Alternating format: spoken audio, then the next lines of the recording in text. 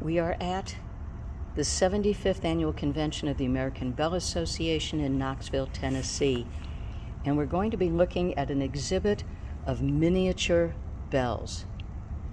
And when this collector who put together this exhibit said miniature, she really meant it, because these things are really, really small.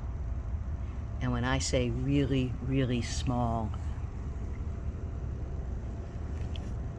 I'm not supposed to touch these things, but I just have to show you how really, really small this is. So let's look and see what we've got. We've got some celluloid and ivory bells. Now these are not really bells. Most of them don't have clappers, but some of them do, but these do not. And we've got a little swan. Well, maybe that's not a swan. And an elephant. And this one is 3 elephants stacked on top of each other. Here are some crottal bells. They have a little ball inside, and when you shake them, they ring. These are from India by a company called SS Sarna. They've been in the bell making business for years and years and years. This is a twist bell.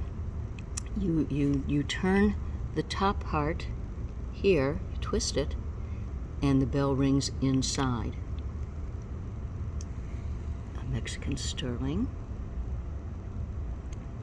And then some figurals and figurines. Here's Belle Starr, famous Western character, real character, a wolf, and a lady. And again, they're very, very small. Let me get my finger next to it, and you can see it's not even the size of my full finger. Wind chime, a foo dog, and a hat button. These were this ball at the top in the Empire of China. The courtiers would have that little ball on top of their hat, and the different colors and different materials from which the ball was made indicated their rank and how far in advance people had to start bowing before them. Here are some from different places, some brass, some from the Isle of Capri, wooden bells, Swarovskis, look at these tiny things, and some beautiful cloisonne bells. And look at this one, gold plated, and look at the detail. It's so itty bitty, and somebody did all that work and got those stones in there. Some Wedgwood, sterling silver,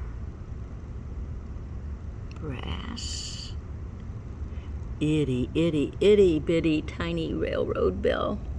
Look at that.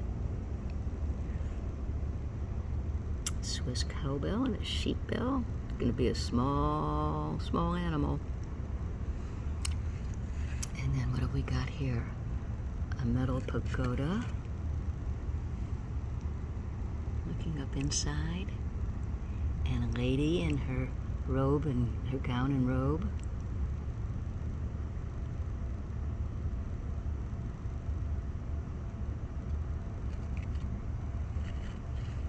Copper bells, you don't see those very often at all. Some porcelain, and again, they're so small. Now we're getting just a little bit larger, not by much.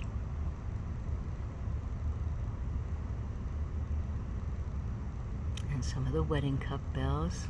There's another video just about wedding cup bells that you can look at. And then we get some other bells from her collection. Again, none of them terribly large.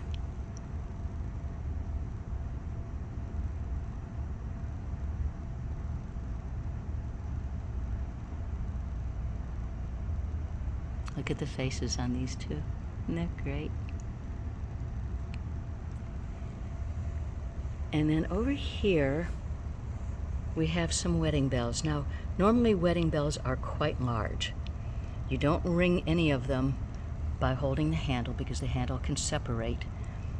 So they're decorative and symbolic. But these are, let me spread out my hand so you can see about how large they are.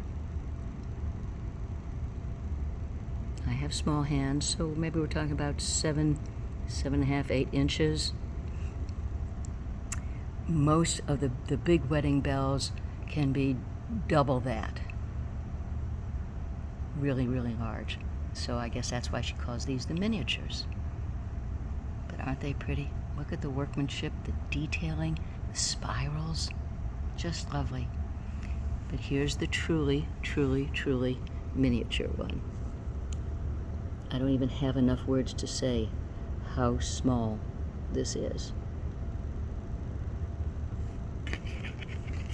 So this was the collection of miniature bells at the American Bell Association convention, and you can find us at americanbell.org, and we hope that we'll see you at one of our conventions.